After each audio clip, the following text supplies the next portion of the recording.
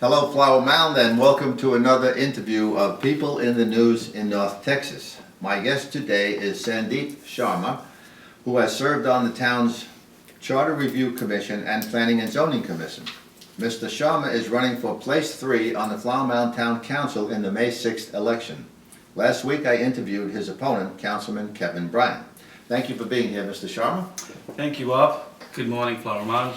And if you would please give residents some background, such as occupation, education, etc. Sure. I've lived in Texas for a total of close to 20 years, and then I chose to, in 2001, move to Flower Mound for its uniqueness and the quality of life.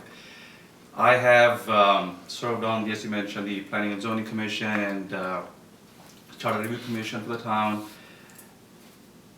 My background is I have a computer engineering degree followed by MBA from Kansas. So I'm a Jayhawk and we love this basketball season.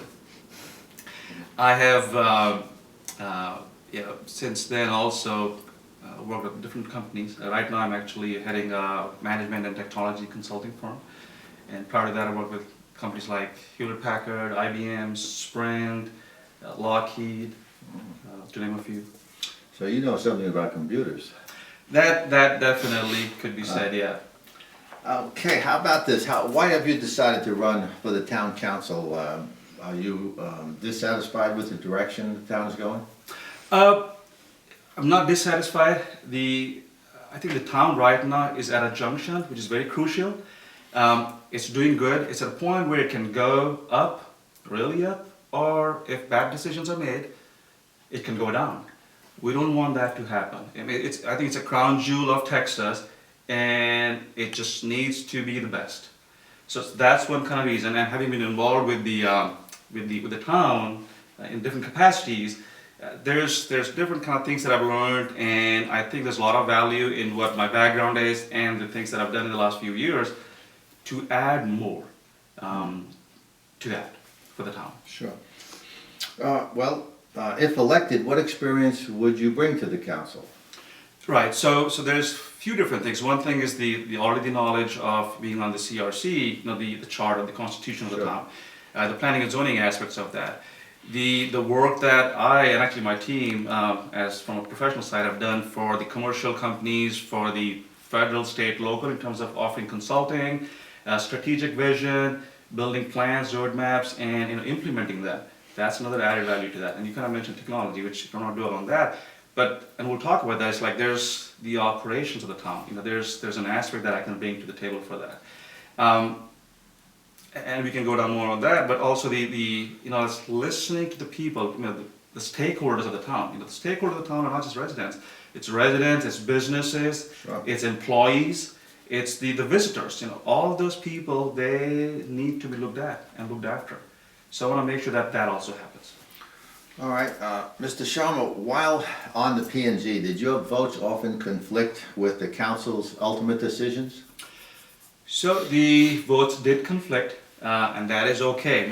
If they did not, then there was either no use of P&Z or no use of the council. Sure. So I think we did a great job in looking at the information that came to us, and especially I would never kind of go drive around the sites which were going to be in the agenda because I don't have a very objective view, so I'll only listen to the people that came in and spoke and took decisions based on that. So whatever decisions were there were based on the hard facts, and they often, they could and they did sometimes conflict with the ultimate decisions. Well, sure. I mean, you're not supposed to be a rubber stamp. Of course, that's why people are put on these boards so that they have an independent view. Absolutely correct. And also, on any board or commission, as was in the council, diversity is important. Diversity in the sense that the ideas, the thoughts, not just the opinions, how they look at it, how they kind of absorb and analyze that information. So we did have that kind of diversity on the board and the council. Well then, let me ask you this then. In your opinion, what are the most significant issues facing Flower Mound? Okay, so issues are the things that are important to the town. Let's start with, so about 3-4 of those I can articulate today. First I would say is the the support for the senior citizens. Okay, so what I mean by that, we're having this discussion lately, which is wonderful. I'm glad we're having that, because we've got to take care of the seniors of the town. There are certain segment that may, we're talking about, the housing, for example, may desire or may want to live still in a single family home. For those, I think the solution could be, we have these age-restricted developments, a couple of them in the town. Right. I think we need to encourage and bring a few more of those. They are, relatively speaking, more affordable. They're nicer. They are easily and nicely maintained. Seniors also kind of take a lot of pride in that. That would be very helpful. Then there are certain segment of seniors who may actually, because of their needs, may prefer like an apartment type of a place. Because it takes away a lot of your maintenance kind of thing. Oh, sure, yeah. And for that, I think the solution could be, and that we really need to be very innovative and be aggressive and think out of the box. A lot of multifamily developments, townhomes, apartments have been approved, are being built, will be built. We need to kind of go back, think out of the box, talk to the developers, builders, negotiate, whatever, maybe repurpose those for senior living. And the question that could come up is like, well, they may still be more expensive. That's possible if need be, and if there's a requirement, I think the town should and could pitch in, could give some rebates, could give some incentives, could add some kind of value that it becomes easier for the seniors to kind of then afford those kind of apartments. Which takes us to so that's a cost, right? That's a cost, which I think it's not big cost for the seniors that made this town such a wonderful place. So now the cost part, everything comes down to the revenues, the tax base of the town. Which kind of leads to the second thing is, right now, we've done a really good job of kind of distributing our tax base from about 50% property taxes to about 20% sales, retail kind of, tax kind of growth. How do we increase that tax base? Okay, so let's talk about the sales tax kind of thing, so that part. So we brought restaurants, we brought retail businesses, we have these small office parks and professional services. Wonderful businesses.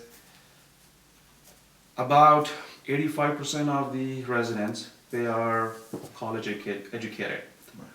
The average income is about 150,000. So it's very likely most, if not all, of these people leave town for work. So they leave 6, 7, 8 o'clock in the morning, come back after work.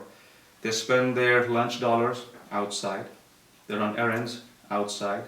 They spend outside. Our businesses here don't get that business. So if the seniors were still living here in the town, they'd be spending their dollars here most of the time, right? Absolutely, they would do that. And also in addition, so that's an excellent point. In addition, we also need to kind of augment and bring people from outside to spend here, right? We've got to have these businesses flourish and sustain. How do we do that? I guess the second point that I'm thinking about here is bring some corporate business to Flower Mound without disrupting the uniqueness and the quality of life that we have. And what I mean by that is, we see through the southern western part of the town, outside the town, Highway 114. A lot of businesses coming up there, wonderful through South Lake, West Lake, the corporate houses, which really kind of progresses into Highway 377, going up north. And that highway could actually be an extension of what's going on 114. We work with our adjacent cities zoning is there, if it needs to be rezoned, we do that. Bring these businesses over there. Companies that bring like 500,000, 2,000, 3,000 jobs. People come in every day. They come in, they spend here, our tax base increases. Let me ask you this, with only a short time left, were you in favor of the Riverwalk, Lakeside, and Courtyard Marriott Hotel? I think they're doing great.